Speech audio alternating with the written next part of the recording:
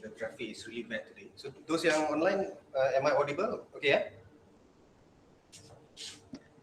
Yeah? Audible, Okay. Alright. So we will continue from the previous discussion. In the previous lecture too, we started to talk about what are the ways to regulate content, regulate online content. One of which we have looked at the internet filter, using of filter to regulate content. And apparently kita ingat macam this might just be some technical stuff yang law will not be involved. Apparently, as I have gone through the topic tu kan, we can actually find that there are quite a number of cases that went to the court, but not in Malaysian court, in the United States court, whereby they examine the legality as well as constitutionality of the usage of filter, especially in public library, public schools. Macam if you try to compare with Malaysia, we might think, what's the problem of using filter in public schools? Because perhaps in our setting, it's pretty, we are taking the paternalistic approach in trying to protect children and everyone. Tapi we're looking at a different angle in the United States and perhaps in countries where they embrace more freedom of speech and so on. So they are a little bit more sensitive, especially when you are trying to restrict access to certain things. But again, of course, there's proper justification to do that. So today we will look at. By the way, there's a group that's supposed to present today for the case review, but I was told that one of the group members, the grandmother passed away, so the burial will be this morning. So I will have I think group number three to excuse. Yeah, you will you can do the presentation the next coming Wednesday. Yeah. So okay, that's the second method or second way that online content can be regulated and has been seen to be quite popular is by using of rating or labeling mechanism. Meaning here that we have online content. So we have a body or an agency that rates the particular content. I think for internet movies, this is not common for internet movies, but for the cinema movies, this is common.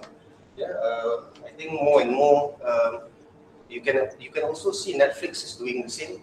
Netflix can before you start to you want to watch the movie to you will see the rating. This is 18 and so on. So by putting a certain kind of rating, we can say that this is a way to it provides the user with a kind of a guideline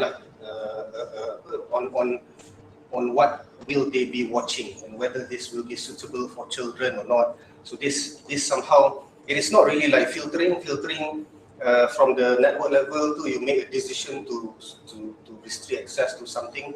But for rating and labeling is more, I can say dia macam democratic sikit lah. It gives you the opportunity to decide whether you want to watch this with your kids or not. So this is content rating is common. It provides consumer with informed choices about the content they view. It allows parents to monitor content suitable for their children to avoid access to illegal and harmful content. I think with the popularity of Netflix nowadays, Ini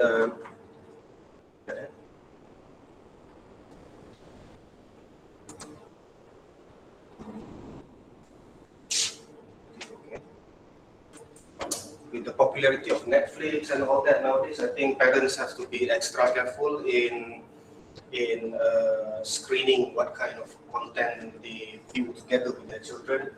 There are always movies that looks really interesting, and turns out there are unwanted scenes in the middle that is not suitable for children's viewing. What more? Yalah, kalau adults ni we can think, but children they need guidance from the adult, of course. So labeling is a practice by web developers to label the content of the sites according to agreed assessment criteria. So there are several practices. Macam the Australian National Classification Scheme, they make this as a part of a national macam classification scheme. Malaysia pun ada. Malaysia have our own lembaga penapisan filem tu. But the Australian one, they apply not only to the films but also to the games, computer games and online content. Tapi mostly online content tu they sikit lah rating dia, because you know lah online content changes a lot every day kan. Okay, so rating content labeling works best with filters, where online content is filtered according to the labels. So if website A is labeled to content pornography, parents can apply filter to block access to it. So dia sekali lah kan. So the practice of content rating require them to self-rate the content they view. And social media websites, we can actually see they have started to allow the users to rate contents on their website. Macam flagging semua tu kan. If you found something, you flag. Tetapi flagging lebih pada we will see a slide on flagging. But this embraces the same spirit. There was a project, I hope you would be able to read this McHale project in my book. Ada quite a lengthy explanation on McHale project. This was in the US back then in 2002. So they started this, they wanted to try to rate all internet content. But they started with classifying video games, several websites that has illegal and harmful content semua ni. Tapi of course this coming from the United States, they face a lot of challenges as well. I mean, they were doing something on rating here, but at the same time there are another group of people who don't like what they do, and going against what they're trying to do. So this project finally they start 2002 to start, tapi finally it didn't went well, and then the project was cancelled because apparently there were many resistance lah from many parties. People were asking, why do we need to do this? There were so many websites that we need to label and so on. So if, let's say, Malaysia or any Islamic countries wishes to develop a similar kind of rating system, these will be some of the issues that they will face. They will face there will be people questioning whether you are restricting people's freedom of expression, and then whether your filter is good enough or your labeling is good enough. Even I think in the Malaysian the classification film board Malaysia ni pun faces these kind of issues lah. But I think for movies, for cinema movies, people don't really orang macam tak kacau sangat lah, because this is for a place where you bring your family together and so on. Tapi as far as internet is concerned, this is really, you can watch the Netflix movie from anywhere. So control is really a challenge lah. So ada juga kat bawah tu kata dia kata apa tu, at last ICRA project was characterized as being too ambitious and too sophisticated. There was just too much content to filter out. Alright, so the next example that I think I just want to highlight to you is the Australian National Classification Scheme. This is where they try to do this classification ataupun rating and labeling ni kira bawah satu classification scheme lah. It's a scheme lah. So they try to do this under a proper legal framework, proper statute lah. So since 1991, they try to they don't want to call it censorship. I think similar to Malaysia, we don't. When we restrict access to any particular illegal content, it's not censorship. We are not censoring the internet. So some people think that once we restrict access to this and that illegal content, it's censoring. So it's basically they are doing this under the purview of law enforcement. So basically, if katalah dulu fake news was somewhere in the grey area, whether it's illegal or legal, and then the government bring the act to the parliament and makes it illegal lah, clearly illegal. Of course, under CMA pun ada section 233 says that you cannot publish anything false kan, tapi dia tak berapa jelas kat situ. So they need another we'll come to that fake news topic specifically nanti in topic number 10 if I'm mistaken, 10 ke 11. So here Australia they created this, and they have actually they set out these principles that the classification scheme is to be monitored by the AG department itself. So I think kalau macam Malaysia maybe too busy to do this, but we can see that they are really serious about the how the content is being regulated. And I think the key feature which is different is that adults is given the freedom to see what they want to see, to hear whatever lah. So adult enjoy a certain level of enjoyment, but they are really, meaning the law is really trying to protect the minors, because this is also they are non-Muslim countries kan, but at the same time they want to make it clear that okay, adults can enjoy some certain degree of freedom, tapi kids will be properly protected, and they make it dia punya logo tu, if you can see this is the classification logo. Anything yang R18 and below is restricted for adults as well as children. Tapi yang atas ni maknanya umur kan. Tapi the PG, the G is similar to ours, general. PG is whereby parental guidance is required and so on lah. Ini just nak tunjuk you lah some examples. But for Malaysia, we have the Lembaga Perfilman Malaysia Film Censorship Board. This is under the Ministry of Home Affairs. Ministry of Home Affairs. So anyone who wants to publish, they want to make a movie, particularly a movie which will be aired in the cinema. They will have to submit submit for censorship through this particular board, and then get their movie censored and then approved. Baru dia boleh tunjuk dia punya movie dekat cinema. But this is not the requirement for internet movies. Internet movies, YouTubers. There was this issue when the previous minister took over. He mistakenly said something. Dia kata YouTubers pun have to submit for censorship. Menggelabah semua YouTubers, 1 minit video pun nak kena submit for censorship. But they clarified that this is only applicable for cinema movie. So we have this, generally ours is a bit straightforward lah. Kita ada for general P13 and 18. P13 is for 13 and above, and 18 is for 18 and below, 18 and above macam lah. So generally films which is suitable for 18 and above, they classify under the 18 one lah. So meaning if your film has some illegal punya scenes ke apa ke, the censorship board will cut the censor and cut the film lah. But if your movie is entirely rubbish, or not rubbish in a sense, maksudnya macam memang menghasut ke apa ke kan, so they might not approve your movie lah kan. If you have any question, you just ask apa ni? Sebab saya ni duduk pandang dinding kan.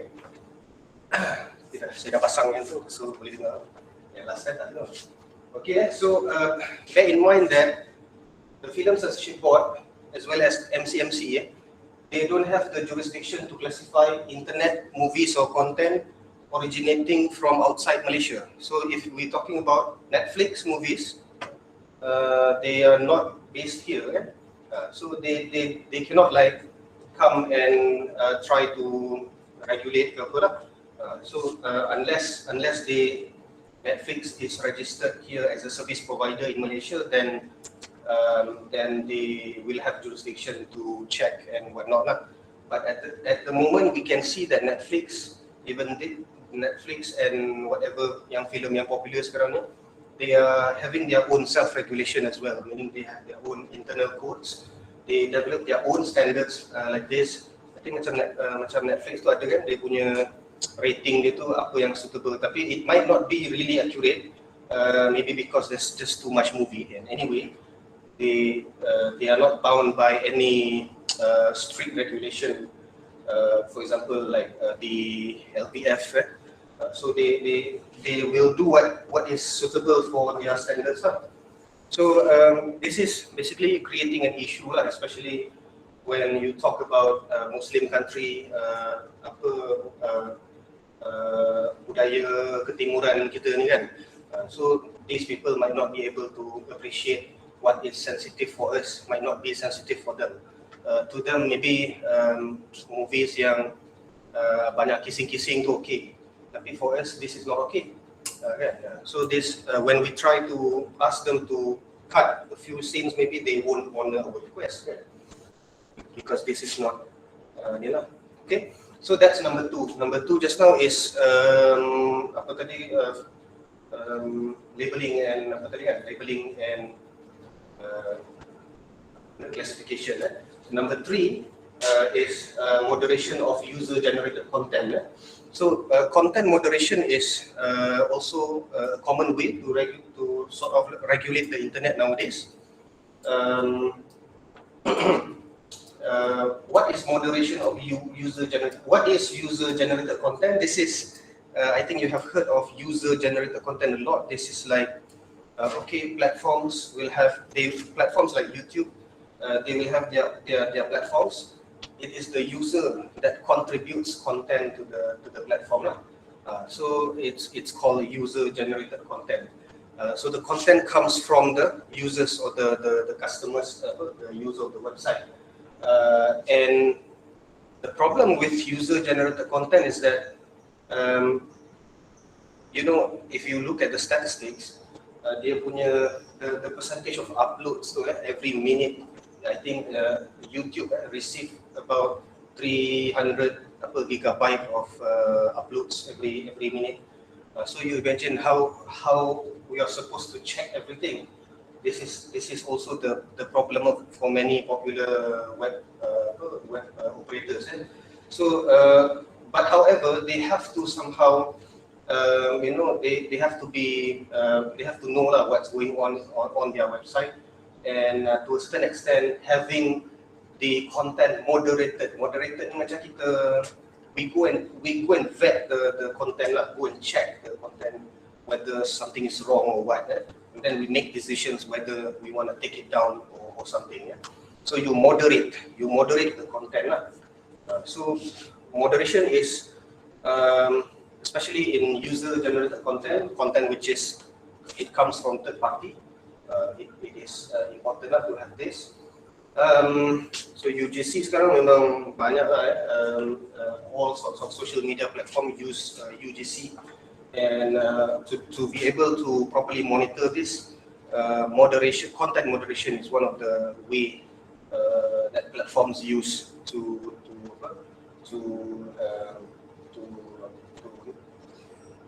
regulate, to monitor.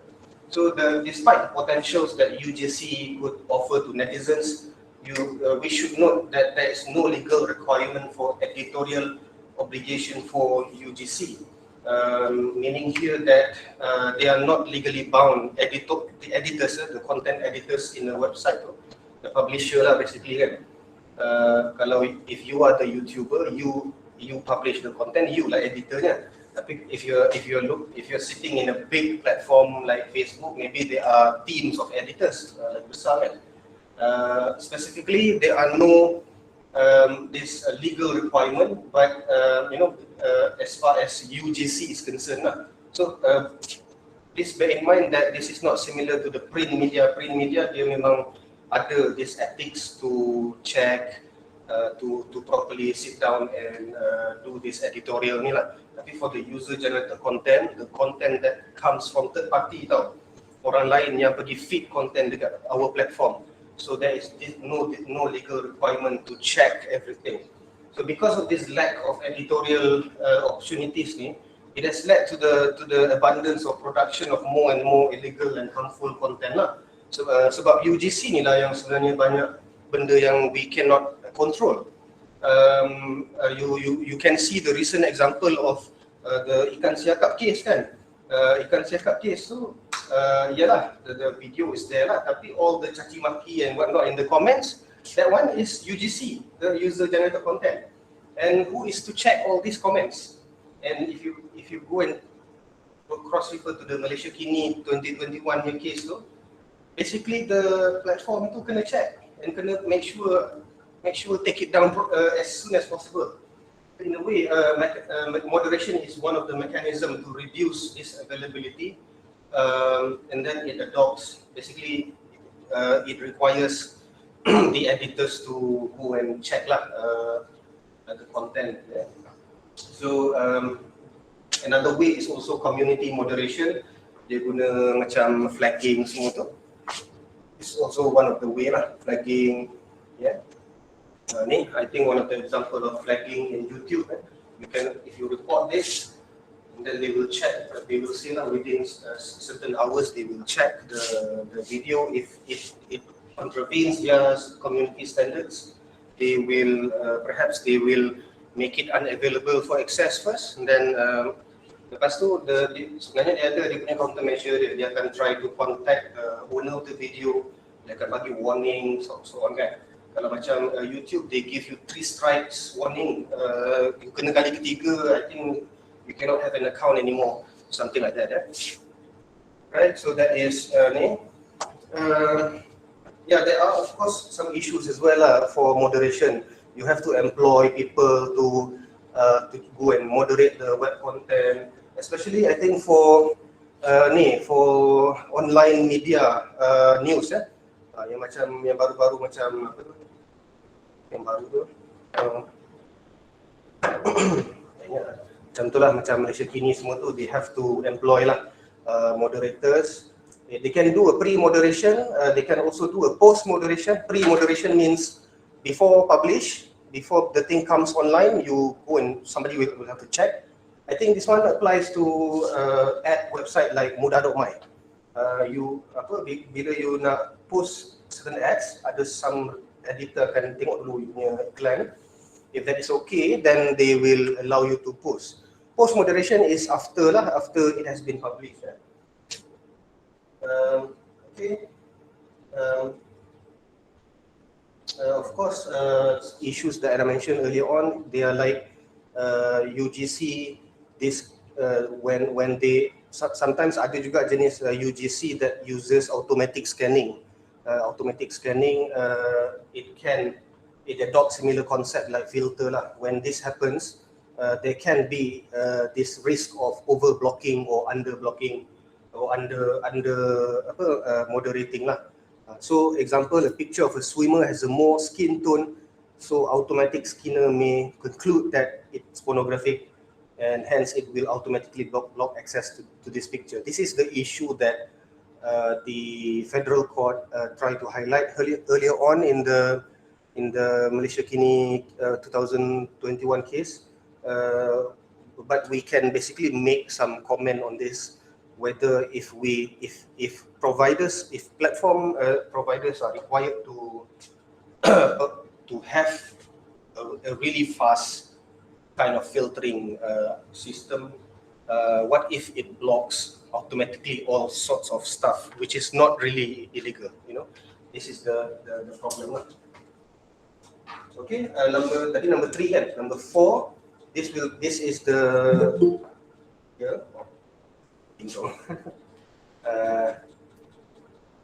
this is what we call as real name verification system.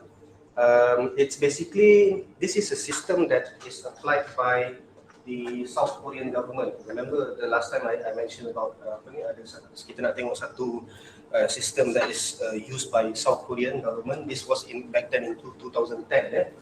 So this is an online web technology. It requires users to verify your national identity registration number prior to commenting on popular online web forum lah. So dia bukan terpakai kat semua.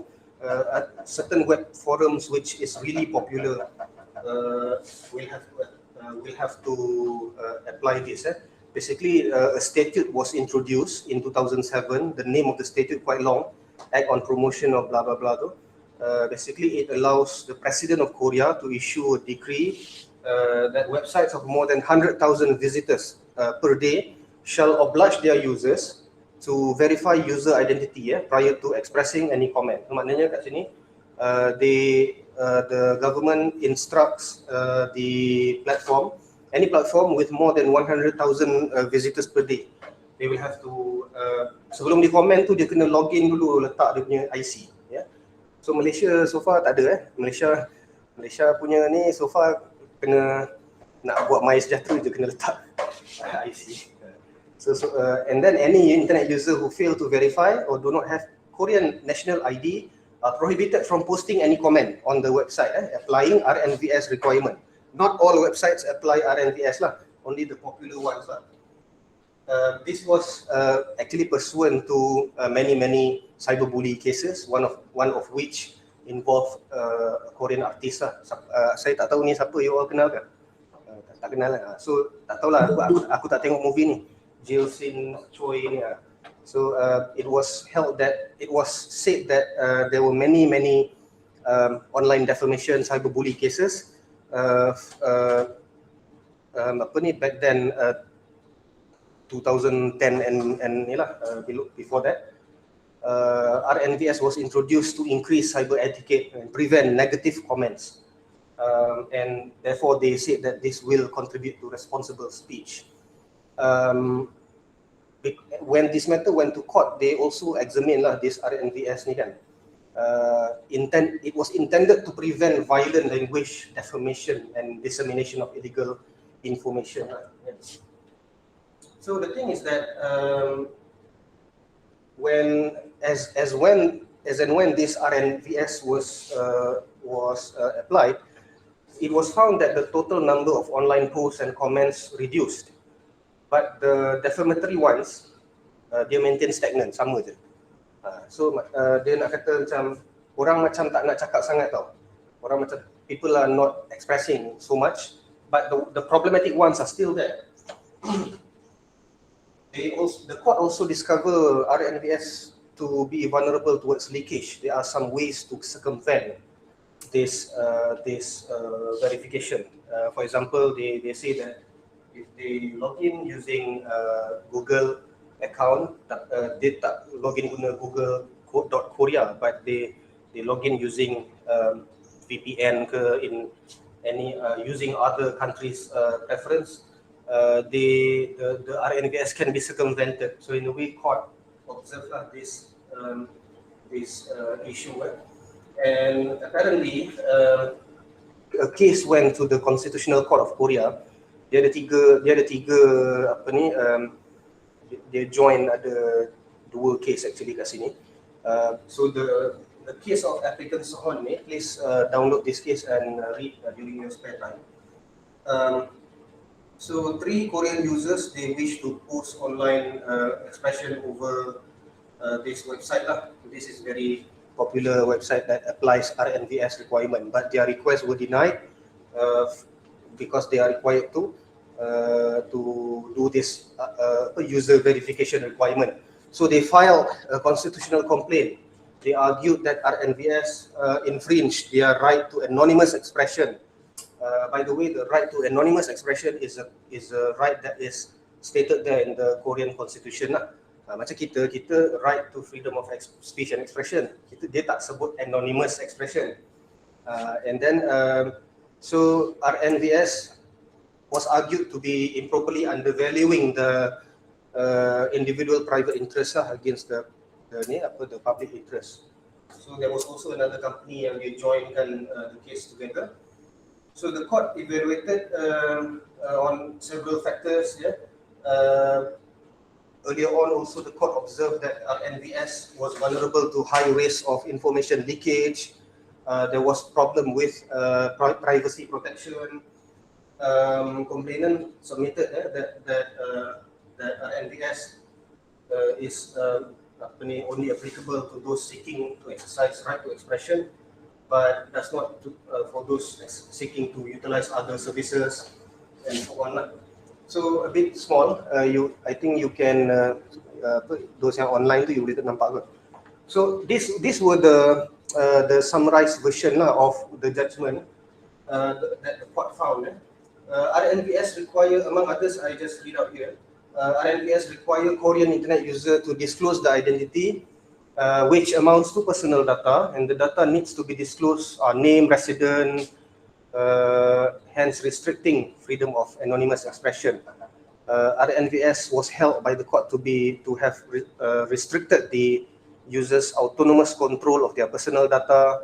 And then when excessive restriction is concerned, court basically noted that RNVS may be bypassed if the user decides to use a different person's name to post into an online bulletin board. Maknanya boleh we can use somebody else's name still. We just need to know the IC number of that person, maybe a password, then boleh circumvent and other issues. So the decision here was in 2012, I think quite interesting, that the court held that this RNVS was to be unconstitutional for 3 reasons.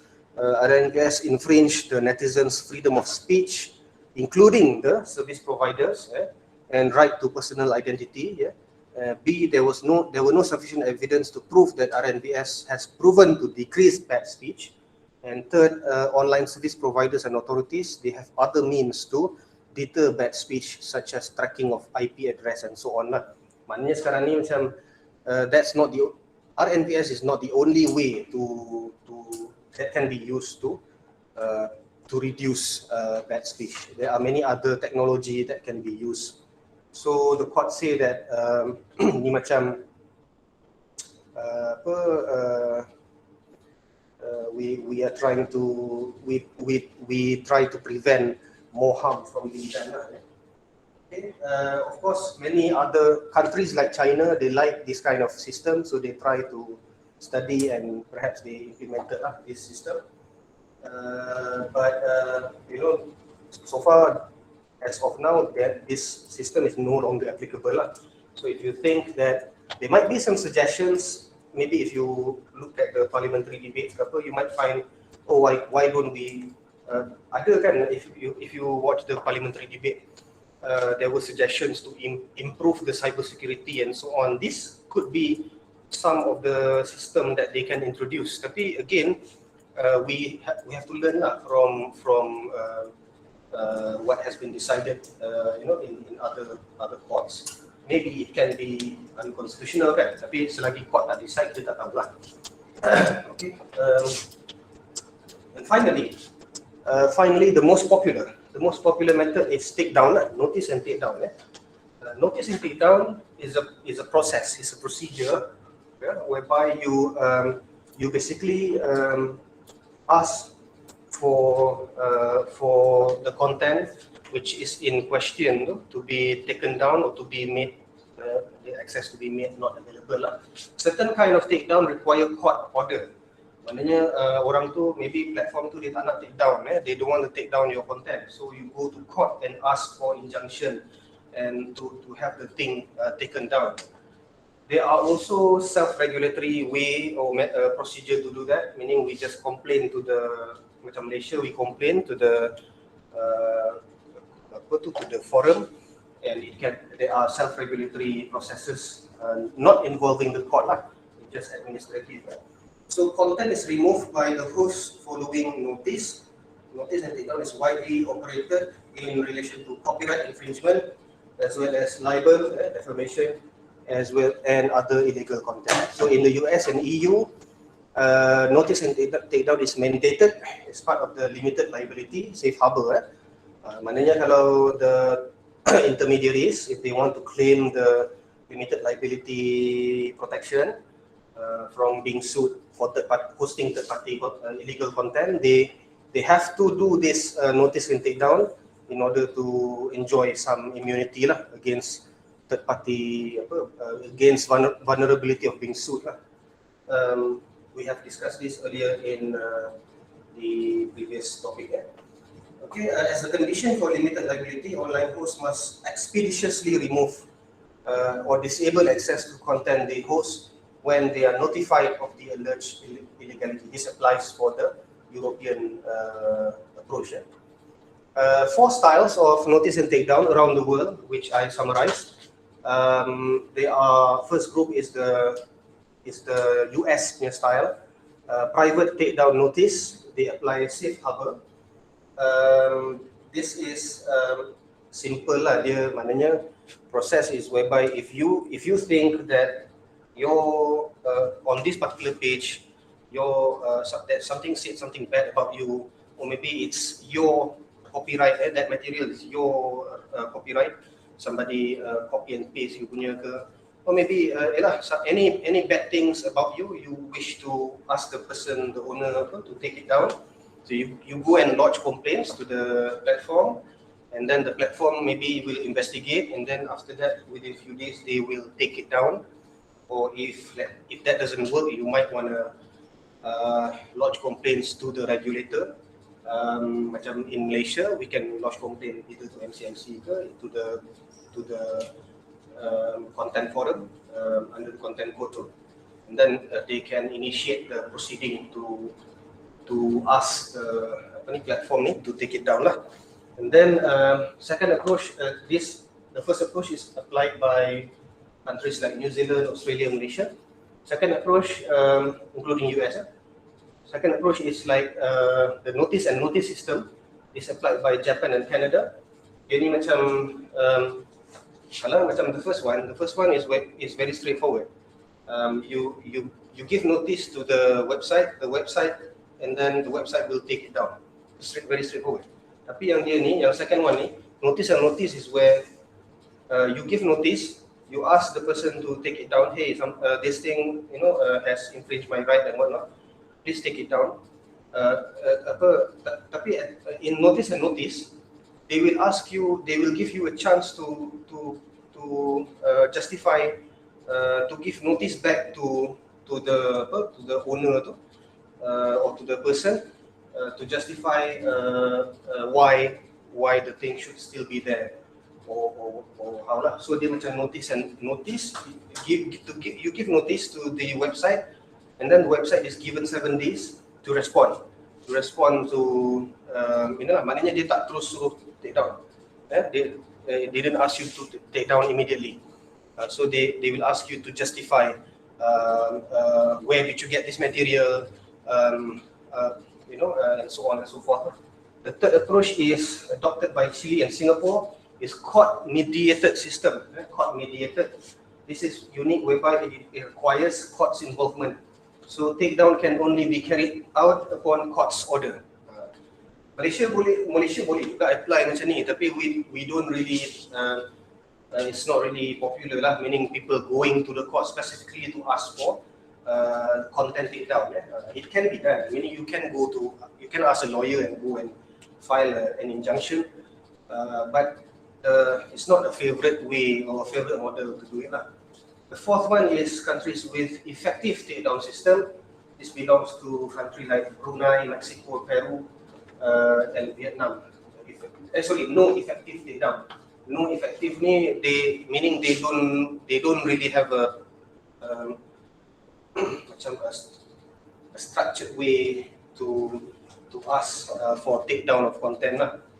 So like Malaysia, for example, we belong to the first group that we, even under our content code, we have this procedure is spelled out properly.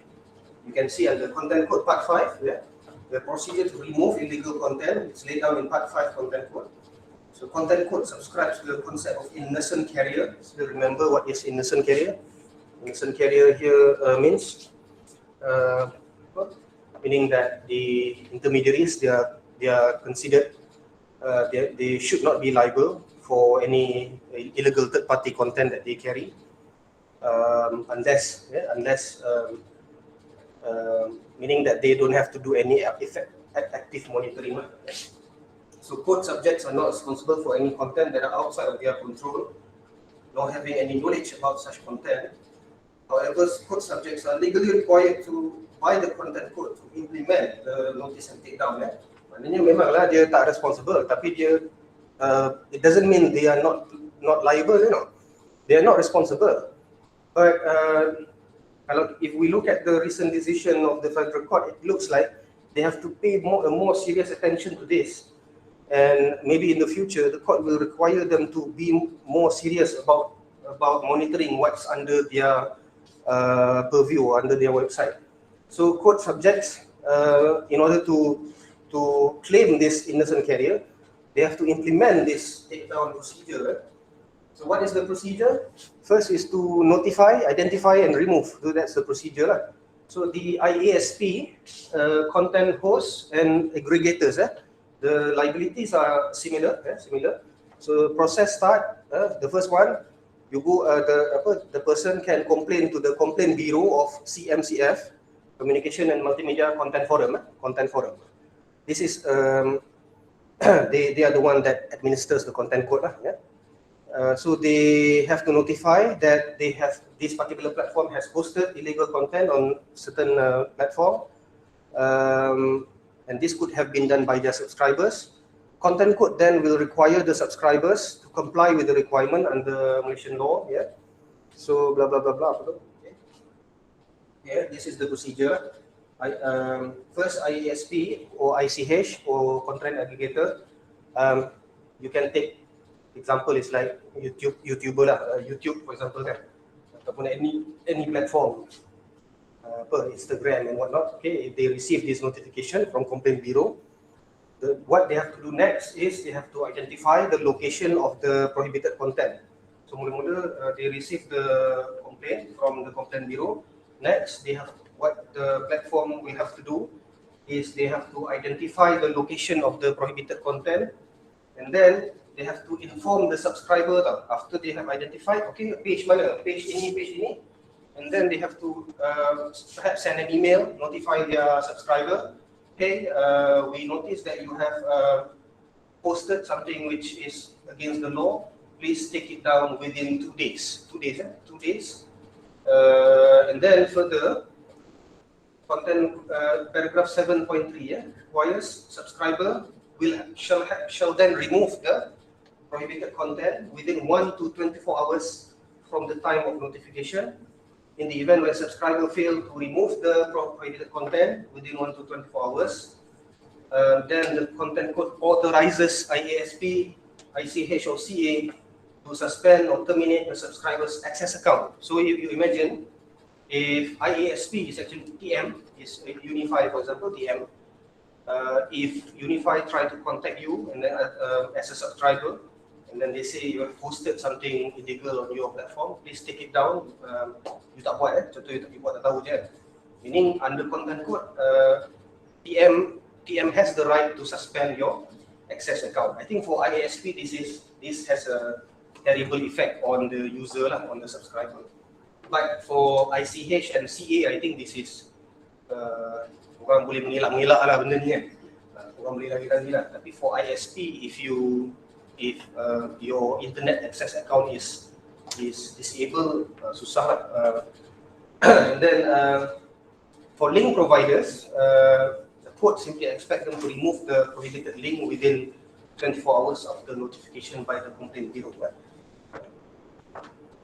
I guess that's the last page.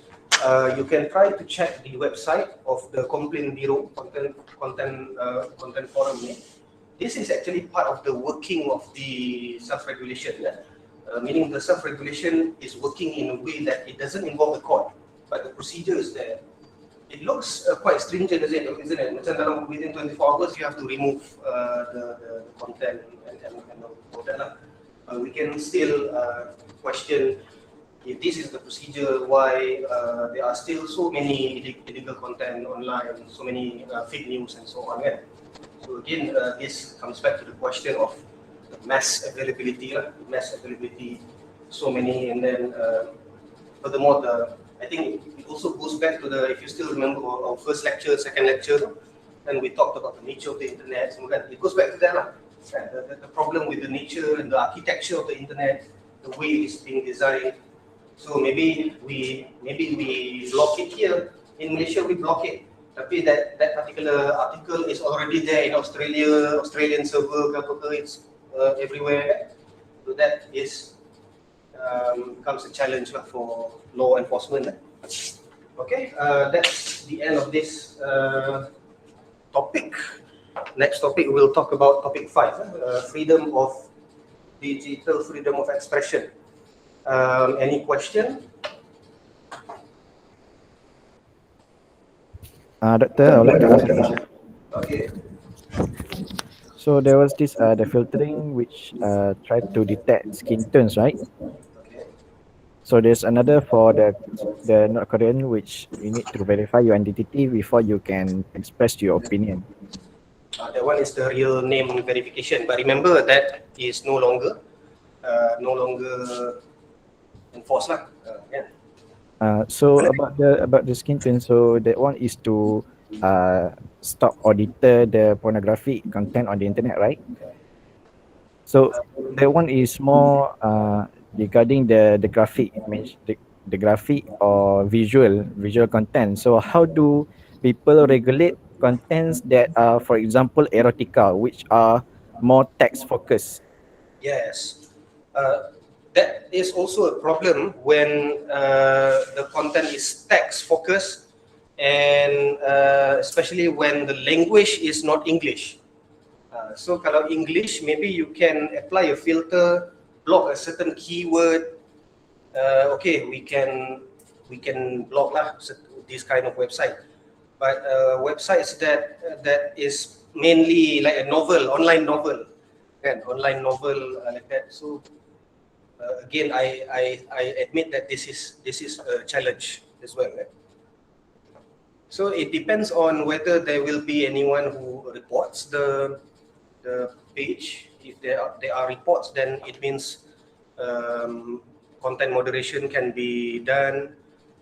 Maybe enforcement can, initiate legal action against the platform. Perhaps can also apply notice and take down. Understood, Doctor. Thank you. Yeah.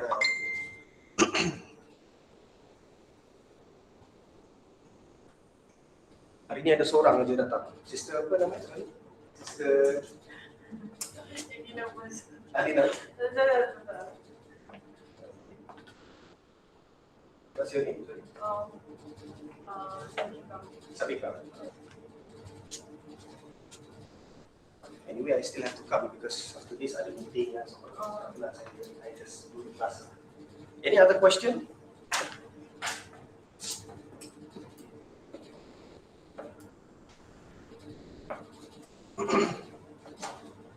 So remember, we know that in the cyberspace regulation, as I said, okay, these are several mechanisms that I mentioned. Kalau macam contoh for exam purposes, they might be meaning, okay, the problems will be presented to you in the exam.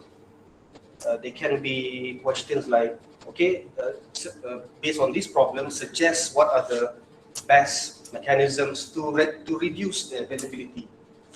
These are the mechanisms that you have to discuss lah in the answer, with of course with support from the cases that we discussed just now. Right.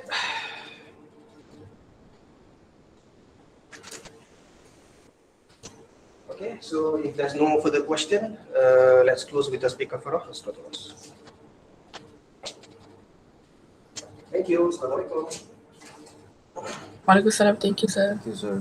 Thank you, sir. Thank you, sir. Thank you, sir. Thank you, sir. Thank you, sir. Selalu kalau nak buat kelas kat sini ni, pagi Jumaat memang selalu lambat. Kalau online kelas cepat lah, memang lambat. Sir? For Sorry. Yeah. for case review presentation, we don't need to prepare the written assignment, right? No, just present. Okay, thank you, sir. Okay. I was thinking macam kalau kelas start pukul 9, kelas tu mulai buat lah. Start pukul 9, nanti habis pukul 10:30 ke. Tapi some of them ada tutorial. Kan macam you online je. Tapi ini nak buat kan. Tak tahu lah macam mana. Selalu saya paling lambat lepas setengah sampai lah. Jumaat pagi memang horrible lah. Cuba aku 7:30 pagi pun. Aku still lah. Lambat lah jam. Tapi I try to ensure topik lah. Okay, thank you for coming. Okay, welcome.